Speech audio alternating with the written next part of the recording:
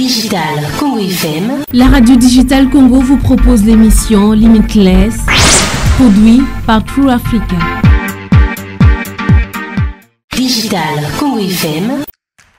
Bonjour, c'est Claude Grunitzky et je vous présente Limitless. Limitless est un podcast produit par True Africa qui pose les questions qui comptent pour l'Afrique. Nous cherchons des solutions africaines aux problèmes africains. Dans chaque épisode, nous posons à 3 invités une question qui compte pour les Africains. Et, sans surprise, ils ne sont pas toujours d'accord. Dans cet épisode, nous parlons de fausses nouvelles en Afrique. Car même avant l'avènement des médias sociaux, les gens avaient l'habitude de diffuser des fake news. Tant que les moyens de diffusion se modernisent, les fake news ou les fausses informations, la désinformation va en profiter pour se propager davantage. L'algorithme aggrave le problème, mais en réalité, c'est vraiment un problème politique. Les fausses nouvelles sont un problème sur le continent. Elles influencent les élections au Nigeria et attisent la haine ethnique en Éthiopie. Mais la censure n'est pas nécessairement la solution, car elle peut être utilisée par des régimes répressifs. Alors, comment pouvons-nous arrêter la diffusion d'informations fausses ou trompeuses tout en encourageant la liberté d'expression? Nous avons 3 excellents invités. Samba Dialimpa, rédacteur en chef qui vérifie quotidiennement les faits pour ses lecteurs. Le journaliste Anou Adeoye, qui propose une alternative crédible avec son journal Continent.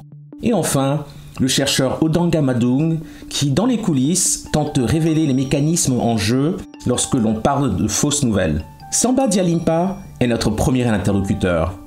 Il est rédacteur en chef de la section francophone de l'organisme de vérification des faits Africa Check. Comme True Africa, Africa Check travaille avec Facebook et Google. Notre journaliste Moussa Ngom lui a parlé au Sénégal. Monsieur Samba Dialimpa Badji, vous êtes rédacteur en chef de Africa Check. Bonjour. Bonjour. Donc, je vais poser une question qui touche un tout petit peu globalement à votre métier. Est-ce qu'il est possible d'arrêter la diffusion des fausses informations? Mon opinion est que non, ce n'est pas possible. Tant que les moyens de diffusion se modernisent, les fake news ou les fausses informations, la désinformation va en profiter pour se propager davantage. Donc, il faut qu'on apprenne à vivre avec ça et donc avoir des attitudes de riposte qui sont plus adaptées.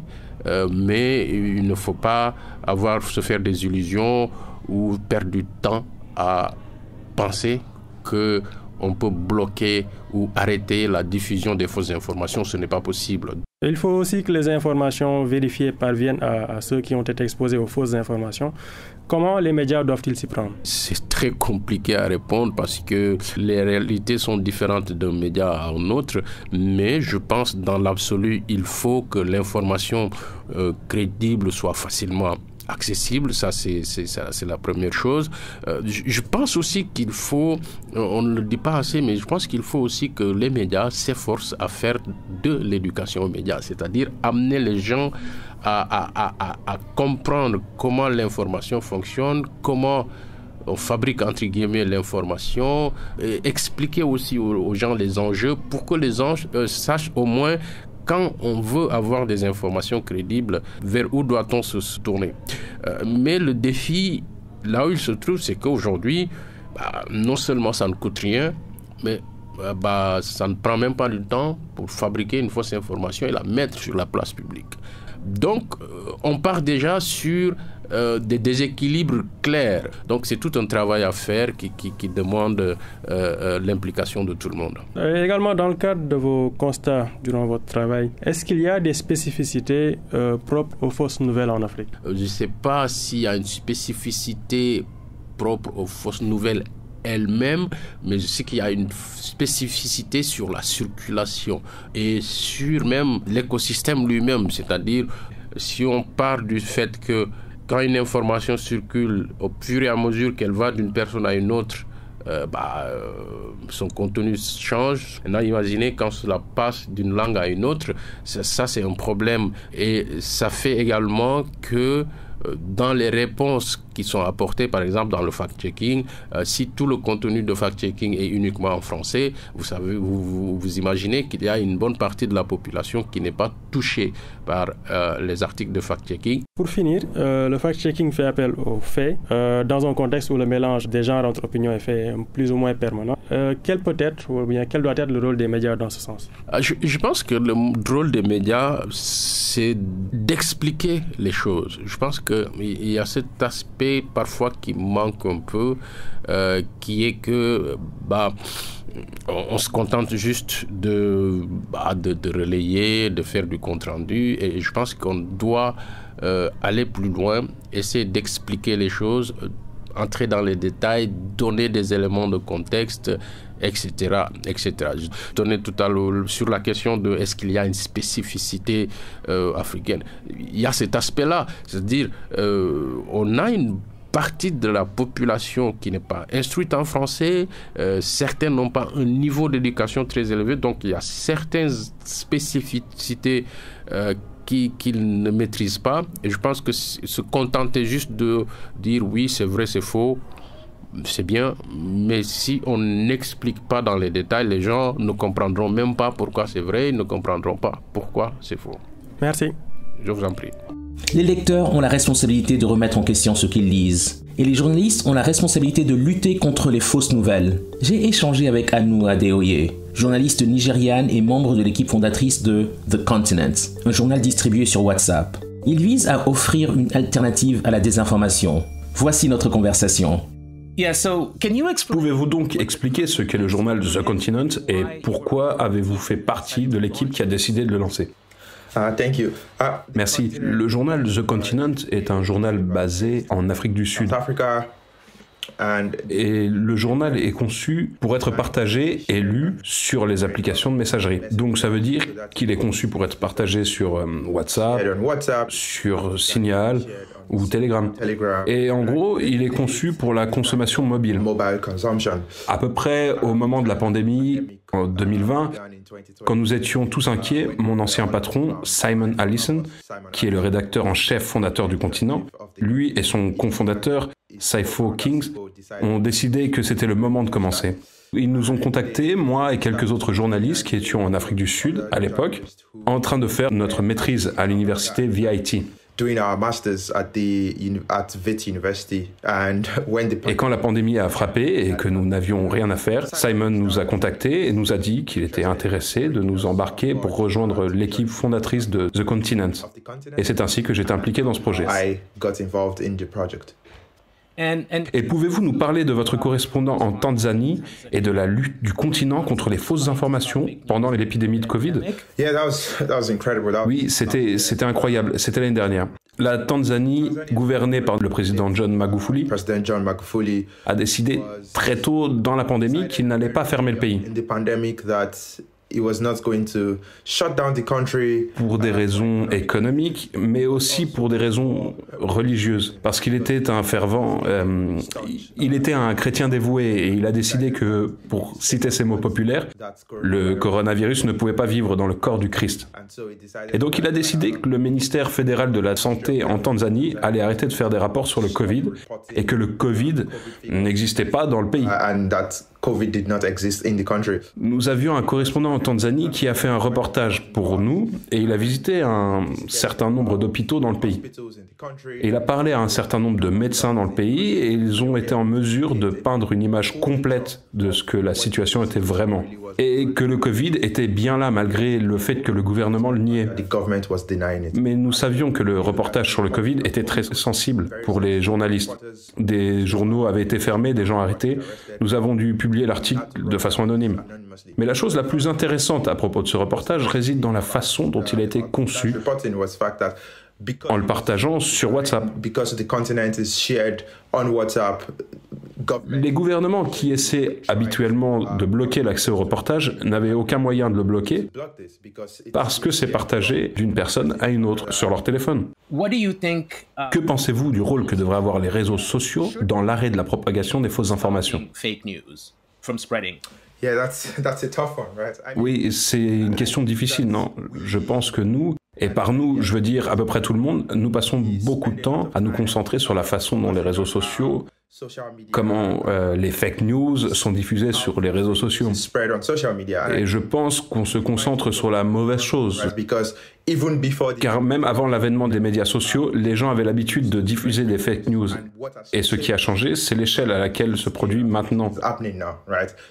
Nous voyons que beaucoup de fausses informations, particulièrement en Afrique, sont diffusées sur WhatsApp. Et pour beaucoup de gens en Afrique, WhatsApp, c'est l'Internet. C'est là où ils font du commerce, c'est là où ils parlent à leurs amis et à leur famille. Et donc l'une des raisons pour lesquelles notre journal existe est de combattre la désinformation dans ce même réseau proche. Il s'agit de s'assurer que lorsque vous transmettez quelque chose à votre mère, à votre frère ou à votre sœur, vous transmettez des informations authentiques qui ont été vérifiées et éditées par les rédacteurs en chef, les journalistes et les correspondants. Notre troisième invité est kényan. Odanga Madung est membre de Mozilla, l'organisation américaine à but non lucratif qui se consacre à faire d'Internet une ressource publique mondiale. Il a coécrit des recherches fascinantes sur la façon dont certains influenceurs kenyans, qui sont vérifiés sur Twitter, sont payés pour tweeter et diffuser des fausses nouvelles pour les politiciens kenyans. Certains de ces influenceurs sont même payés par des organisations d'extrême droite en Europe pour diffuser leurs messages. Voici notre débat. Pensez-vous vraiment que c'est possible? Et je pense connaître la réponse, mais pensez-vous vraiment qu'il est possible d'arrêter la propagation des fake news? No, I think, okay, so, I mean, it depends. Let's start here. Think about it this way. Les fake news existent depuis très longtemps. Vous savez, vous avez le journalisme jaune. Au Kenya, nous l'appelons Gata Press. Des éléments de désinformation et des informations trompeuses. Donc, les fake news dont nous parlons maintenant sont un animal très différent des fake news qui existaient avant l'existence d'Internet. La propagande était autrefois très difficile à réaliser. Des plateformes comme Facebook ont rendu son épanouissement extrêmement facile. Mais est-ce différent en Afrique par rapport aux autres continents? Bien sûr que c'est différent, car nos populations, tout d'abord, sont polarisées sur des lignes différentes. Nous avons des taux de pénétration de la connectivité Internet différents. C'est vrai, nous avons des faibles niveaux d'éducation dans de nombreuses parties d'Afrique. Pas nécessairement, mais dans certaines parties, oui, de faibles niveaux d'éducation. Ce que nous remarquons aussi, c'est que les États-Unis sont plus éduqués que jamais, mais l'Occident se laisse avoir par les fake news, plus que quiconque. Donc je dirais que l'éducation n'est pas le problème. Oui, c'est important de le savoir. L'Occident, en général, c'est juste une des choses les plus déconcertantes qui soit. C'est pourquoi c'est vraiment important pour ces plateformes d'être très transparentes sur le type d'impact que leurs algorithmes et leurs fonctionnalités ont sur les communautés avec lesquelles elles interagissent de ce côté du monde. Parce que la vérité, c'est que nous ne pouvons pas compter sur les recherches qui viennent des États-Unis ou de l'Europe pour déterminer comment nous interagissons en tant qu'Africains avec ces plateformes. À votre avis, comment les gens peuvent-ils savoir si les informations qu'ils consomment sont fausses ou non? Avez-vous des conseils ou des stratégies? Numéro 1, ce n'est pas une solution miracle, mais vous devez consommer des informations provenant de sources fiables. Mais qu'est-ce qu'une source fiable? Exactement, donc cette question devient un gros problème.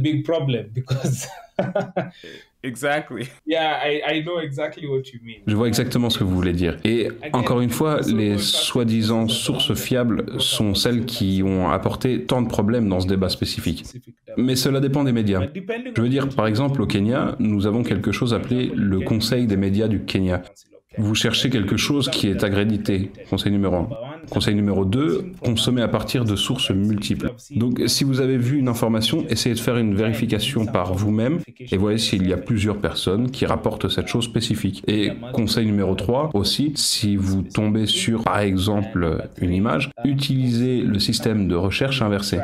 Je pense que Google fait en sorte d'essayer de rendre très facile pour les gens d'utiliser cette fonction, pour savoir si l'image qu'ils voient a été falsifiée ou non.